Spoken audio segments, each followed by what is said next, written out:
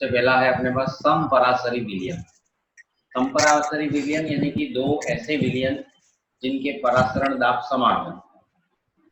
एक विलयन ए लें और एक विलयन बी लें और दोनों का परासरण दाब पाई हम निकालें और वो पाई जो है वो दोनों का समान हो, तो उनको कहते हैं समपराशरी विलयन। दूसरा है अतिपराशरी विलयन। अगर हम दो विलयन लें और उनका परासरण दाब भिन्न भिन्न हो, तो जिसका परासरण दाब अधिक है वो अतिपराशरी विलयन कहलाता है और जिसका परासरण दाब कम हो वो अल्पपराशरी विलयन कहलाता है। समपराशरी में दोनों का दाब समान होता है, अतिपराशरी जिसका परासरण दाब अधिक है और अल्पपराशरी जिसका परासरण दाब कम है। नेक्स्ट इसमें हम जो पढ़ने जा रहे हैं वो है असामान्य आणविक द्रव्यमान। अभी तक हमने जो पढ़ा उसमें हमने अणुसंख्यक गुणधर्म पढ़ा था और अणुसंख्यक गुणधर्म में हमने 4 भाग पढ़े। पहला भाग था वाष्प दाब में अवनमन, दूसरा भाग हमने जो पढ़ा था वो था हिमांक में अवनमन, तीसरा भाग था क्वथनांक में उन्नयन और चौथा था परासरण। और इन चारों भागों में जब हमने इनको सरल किया तो 3 भागों में हम सीधा सीधा क्या निकालते थे, विलेय का मोलर द्रव्यमान एमबी निकालते थे और उस एमबी का जो मान है उसके संदर्भ में हम यह चर्चा करने जा रहे हैं असामान्य आणविक द्रव्यमान। जब हम आणविक द्रव्यमान निकालते हैं तो अणुसंख्यक गुणधर्म जो है वो इस बात पर निर्भर करते हैं कि उसमें अणुओं की संख्या यानी कि कणों की संख्या उस विलयन में कितनी है। और इस अणुसंख्यक गुणधर्म का सही मान तभी प्राप्त होगा, अणुभार का सही मान हमको तभी प्राप्त होगा जबकि विलयन बहुत तनु है यानी कि गाउले के नियम का पालन करता है। और दूसरा, विलयन में जो हमने विलेय मिलाया है वो विलेय जो है वो न तो उसका वियोजन हो रहा है और न ही उसका संगुणन हो रहा है। उस अवस्था में हमको उसका जो मोलर द्रव्यमान है तो उसके वास्तविक मोलर द्रव्यमान के बराबर प्राप्त होगा। परंतु अधिकांश विलेय जो होते हैं वो विलयन में या तो आयनिक हो जाते हैं या विलयन में जो है वो संगुणित हो जाते हैं। और उसकी वजह से जब हम गणना करते हैं तो गणना करने पर हमें उनके अणुभार का जो मान है वो सही प्राप्त नहीं होगा। वास्तविक अणुभार से या तो कम प्राप्त होगा या अधिक प्राप्त होगा। इसका क्या कारण है, तो उसका सबसे पहले हम लेते हैं आयनन का उदाहरण लेके। तो मान लीजिए हमने कोई विलायक है जैसे पानी और उस पानी में हमने NaCl मिलाया, तो NaCl जो है वो अपने दो आयनों में विभक्त हो जाता है, Na+ और Cl-। यानी कि NaCl का जो एक अणु है वो दो कणों की तरह व्यवहार करता है, एक Na+ आयन की तरह और दूसरा Cl- आयन। इसी तरह से अगर हम कैल्शियम क्लोराइड लें तो कैल्शियम क्लोराइड का जो एक अणु है वो 3 कणों की तरह व्यवहार करता है, एक Ca2+ आयन बनता है और 2 Cl- आयन बनते हैं। इसी तरह से अगर हम पोटेशियम फेरोसाइनाइड लें K4FeCN6, तो इसका एक अणु जो है उससे हमें 4 पोटेशियम के आयन मिलते हैं और एक FeCN6 4+ आयन। तो एक अणु का व्यवहार कितने कणों जैसा हो जाता है, 5 कणों जैसा व्यवहार हो जाता है। तो इस तरह से अणुओं की संख्या तो एक है तीनों ही विलयन में, लेकिन कणों की संख्या जो है वो 2 है, 3 है और 5 है। और इसकी वजह से उनका जो अणुभार आएगा वो अणुभार उनके वास्तविक अणुभार की तुलना का 1/2, 1/3 या 1/5 है, क्योंकि एक अणु पांचों को मिलाने से बना, उसके 5 भाग हो गए, तो वास्तविक अणुभार आएगा वो 1/5 आएगा। या दो आयनों को मिलने से NaCl बना, तो उसका वास्तविक अणुभार है वो निकालेंगे तो 1/2 आएगा। तो अणुभार में ये अंतर आ जाता है, उसका मुख्य कारण है आयनन। आयनन की वजह से ऐसा लगता है कणों की संख्या बढ़ गई है और कणों की संख्या बढ़ने के कारण जितने आयन बनते हैं उसके अनुसार अणुभार जो है वो वास्तविक जो अणुभार है उसका, उसकी तुलना में 1/2, 1/3 या 1/5 हमको प्राप्त। इसी प्रकार से कुछ अणुओं की ये क्षमता होती है कि उनमें संगुणन हो जाता है, या तो वो हाइड्रोजन बंध बना लेते हैं या किसी और कारण से उनमें संगुणन हो जाता है, और उस संगुणन की वजह से दो अणु मिलकर के एक कण जैसा व्यवहार करते हैं, या तीन अणु मिलकर के एक कण जैसा व्यवहार करते हैं, है ना। हो सकता है उनमें पॉलीमर बनाने की संभावना हो, एन अणु मिलकर के एक कण जैसा व्यवहार करते हैं, तो इस प्रकार से वो द्विलक त्रिलक ऐसा बनाएंगे। जैसे यहाँ एक उदाहरण दे रखा है मैंने आपको, एसिटिक अम्ल का। देखिए आप CH3, C double bond O और OH, ये पहला अणु है। पहले अणु के कार्बोनिल कार्बन के साथ आप देखिए, कार्बोनिल कार्बन का जो ऑक्सीजन है उससे जुड़ा हुआ ऑक्सीजन दूसरे अणु के OH का जो हाइड्रोजन है उसके साथ हाइड्रोजन नहीं। इसी तरह से कार्बोनिल कार्बन का जो कार्बोनिल समूह का जो ऑक्सीजन है उसके साथ जुड़ा हुआ जो हाइड्रोजन, तो जो ऑक्सीजन जो है वो दूसरे के OH समूह के साथ जो हाइड्रोजन है उसके साथ हाइड्रोजन बन रहा है। दोनों हाइड्रोजन बंधों को मैंने लाल शाही से बताया। तो एसिटिक अम्ल के क्या हुए, दो अणु मिलकर के कैसा व्यवहार करते हैं, एक कण जैसा व्यवहार करते हैं, और जब दो अणु मिलकर के एक कण जैसा व्यवहार करेंगे तो उनका अणुभार क्या हो जाएगा, एसिटिक अम्ल का जो वास्तविक अणुभार है उसकी तुलना में हमें द्विगुना प्राप्त हो जाएगा। तो ये एक प्रश्न कभी कभी पूछा जाता है कि क्या कारण है कि अणुसंख्यक गुणधर्म जो है वो वास्तविक गुणधर्मों से भिन्न प्राप्त होते हैं, और उसका हमको संक्षेप में अगर चाहे तो उत्तर देना पड़ेगा, आयनन और संगुणन होने की वजह से अणुसंख्यक गुणधर्म। और डिटेल पूछेगा तो ये समीकरण और ये हाइड्रोजन बंध बना के हमको बताना पड़ेगा कि किस प्रकार आयनन होने से अणुभार जो है वो कम प्राप्त होते हैं, और संगुणन होने से अणुभार है वो वास्तविक अणुभार से अधिक प्राप्त होते हैं।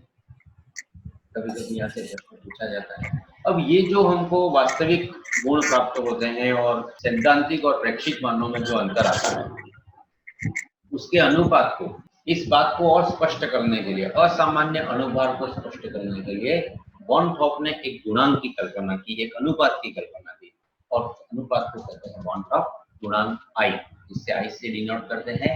और I बराबर किसके होता है, प्रेक्षित अणुसंख्यक गुणधर्म बटा सैद्धांतिक अणुसंख्यक गुण बराबर। अगर इसको और ढंग से देखें तो प्रेक्षित अणुसंख्यक गुणधर्म हमको किससे प्राप्त होगा, तो आयनन और संगुणन के पश्चात प्राप्त कणों की संख्या। जैसे आयनन के पश्चात नमक के कणों की संख्या कितनी होगी, 2, या कैल्शियम क्लोराइड के कणों की संख्या कितनी होगी, 3, तो वहां 2 और 3 आएगा।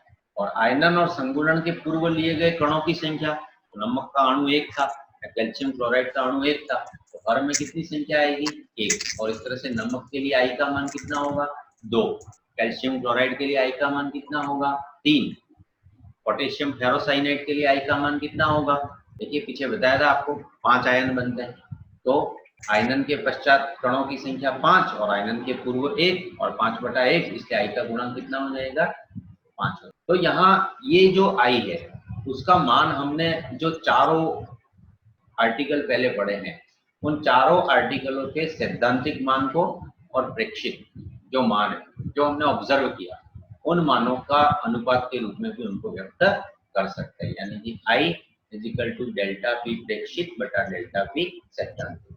ये किसके लिए है, अपेक्षिक इसका वास्तविक में अपेक्षिक। फिर क्या था, क्वथनांक में उन्नयन, तो क्वथनांक में उन्नयन प्रेक्षित बटा क्वथनांक में उन्नयन सैद्धांतिक। इसी तरह से तीसरा क्या था, हिमांक में अवनमन प्रेक्षित बटा हिमांक में अवनमन सैद्धांतिक, या परासरण दाब प्रेक्षित बटा परासरण दाब सैद्धांतिक। इस चारों का अनुपात कैसा आएगा, समान आएगा, है ना। या संक्षेप में हम ये कह सकते हैं कि अगर किसी विलयन के लिए वन हाफ गुणांक का मान 1 है, इसका मतलब उस विलयन में न तो आयनन होता है और न ही संगुणन होता है। अगर I > 1, इसका मतलब क्या हो रहा है, आयनन हो रहा है, एक कण से अनेक कण बन रहे हैं और इसलिए I का मान अधिक आ रहा है। अगर I > 1, तो इसका मतलब संगुणन हो रहा है और अनेक कण, 2 या 3 या 4 ऐसे अनेक कण मिलकर के क्या बना रहे हैं, द्विलक या त्रिलक बना रहे हैं। तो इस प्रकार से जो उनके प्रायोगिक मान हमको प्राप्त होते हैं, तो वास्तविक मान है, और जिन मानों को हम प्रयोगों द्वारा निकाल सकते हैं, उनमें जो अंतर है उस अंतर को तुलनात्मक रूप से अध्ययन करके एक वान ठाप गुणांक दिया था, जो हमारे न्यूमेरिकल में हमको। अब वान ठाप गुणांक का उपयोग अगर हम करेंगे तो हमारे सारे सूत्र जो हैं, जो हमने पहले पढ़े थे, उनमें थोड़ा सा परिवर्तन हो जाएगा। किस प्रकार से, वाष्प दाब में अपेक्षिक अवनमन का सूत्र हमने पढ़ा था, PA0 minus P upon PA0 is equal to XB। तो इसकी जगह हमको I का क्या करना पड़ेगा, गुणा करना पड़ेगा, इज इक्वल टू IXB। इसी तरह से पतनांक में उन्नयन का जो सूत्र हमने पढ़ा था, delta TB is equal to KB into M। इसमें भी I का गुणा हो जाएगा और ये हो जाएगा delta TB is equal to IKB dot M, है ना। और M मतलब मोललता था, और मोललता के लिए हम लिखते हैं WB into 1000 upon MB into WA। तो इस तरह से सूत्र चेंज हो गया। हिमांक में अवनमन में भी क्या हो जाएगा, जो भी पहले सूत्र हम कल परसों पढ़ के आए हैं, उसमें यहाँ पर I का गुणा हो जाएगा। तो delta TF is equal to IKF into M। M का मतलब वही मोललता। और इसी तरह से परासरण दाब का कल जब हमने सूत्र पढ़ा तो हमारे पास क्या था, pi is equal to CRT। अब हम क्या करेंगे, वान ठाप गुणांक से वो असामान्यता जो या तो आयनन हो रहा है या संगुणन हो रहा है, उसको भी गणित में हम शामिल कर लेंगे। तो पाई इज इक्वल टू क्या हो जाएगा, ICRT।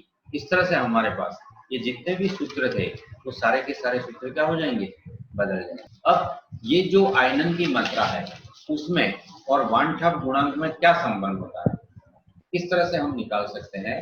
तो यहाँ पर देखिए एक समीकरण लिख रखा है मैंने, एक विलीनीकरण की कोई अभिक्रिया प्रक्रम है, तो समझिए उसमें एक पदार्थ A है और वो विलेय हो करके B में कन्वर्ट हो रहा है, विलयन बना रहा है। मान लीजिए प्रारंभ में A का 1 मोल है और विलीनीकरण अभिक्रिया जो है वो इस रेंज है। चलिए बाद में पूछूंगा मैं। प्रारंभ में मोल 1 है और B के मोल 0 है, ठीक है। अल्फा आयनन होने पर कुछ समय बाद, T समय पर अगर हम इस अभिक्रिया को देखें तो अल्फा कणों का आयनन हो जाता है। तो 1 मोल में से अल्फा कण कम हो जाते हैं, परंतु आयनन होने पर अधिक बनते हैं। जैसे 1 से 2 बन रहे थे, 1 से 3 बन रहे थे, 1 से 5 बन रहे थे, तो हम यह मान रहे हैं कि अल्फा से कितने बनेंगे, N अल्फा बन जाएंगे।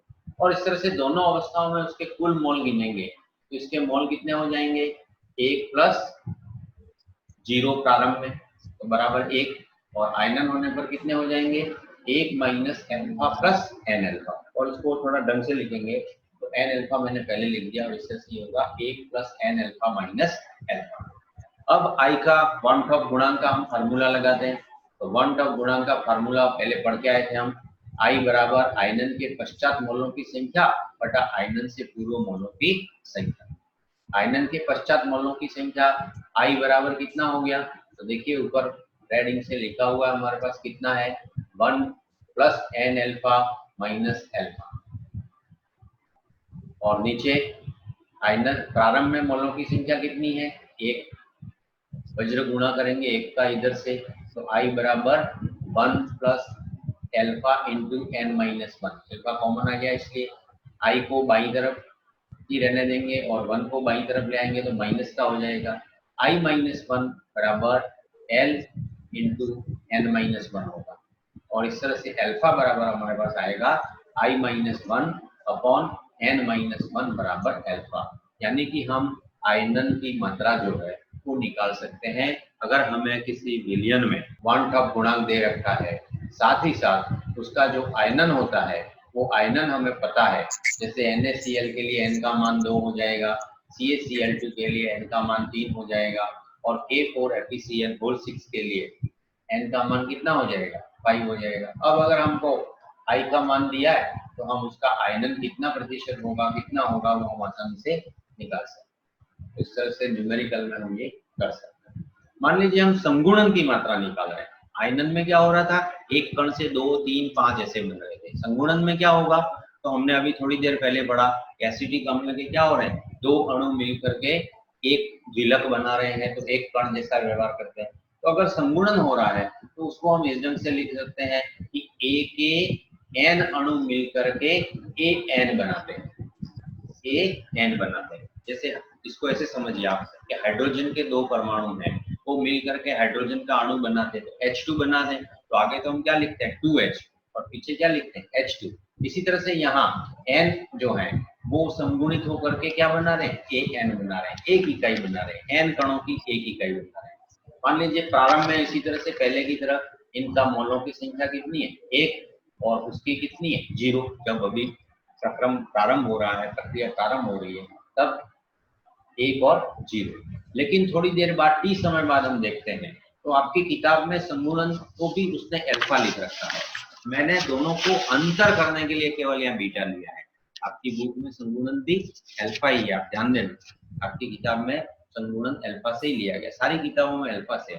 मैंने केवल आपको ये क्लियर करने के लिए, जब संगुणन होता है तब क्या होता है, तो मैंने यह लिखा कि बीटा मोल का संगुणन हो जाता है, कण नहीं, बीटा मोल का संगुणन हो जाता है, तो 1 माइनस बीटा मोल हो जाएंगे इससे। और तब यहाँ बीटा मोल कितने में कन्वर्ट होंगे, बीटा बटा एन में हो जाएंगे, क्योंकि एन कण मिलकर के क्या बना रहे हैं, एक बना रहे हैं, और इसलिए नए कणों की संख्या कितनी होगी, बीटा बटा एन। कुल मोल कितने हो गए, प्रारंभ में कुल मोल हो गए, पीछे देखिए लिखा हुआ है दाहिनी तरफ लाल ऊंचाई से 1 + 0 = 1, और इधर लिखा हुआ है 1 minus beta plus beta upon n. फिर वही सूत्र लगाएंगे हम, कौन सा, I बराबर संगुणन के पश्चात मोलों की संख्या बटा संगुणन से पूर्व मोलों की संख्या। संगुणन के पश्चात कितनी है, तो 1 minus beta plus beta upon n, और संगुणन से पूर्व मोलों की संख्या कितनी है, तो संगुणन से पूर्व मोलों की संख्या है 1। सरल करेंगे इसको, वही 1 का गुणा इधर हो जाएगा, तो I बराबर 1 minus beta plus beta upon N.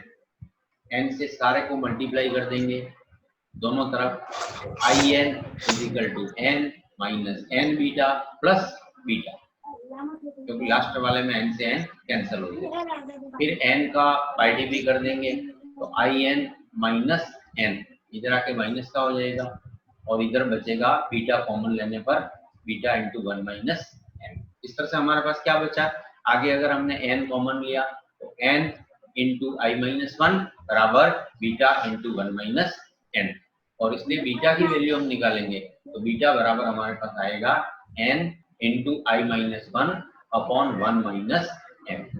अगर हमको एन पता है कि कितने अणुओं का संगुणन हो रहा है वो पता है, और 1/2 गुणांक हमको पता है, तो हम आसानी से संगुणन की मात्रा निकाल सकते हैं, अल्फा का मान निकाल सकते हैं। यहाँ मैंने बीटा लिया है, लेकिन आपकी बुक में ये क्या है, अल्फा है।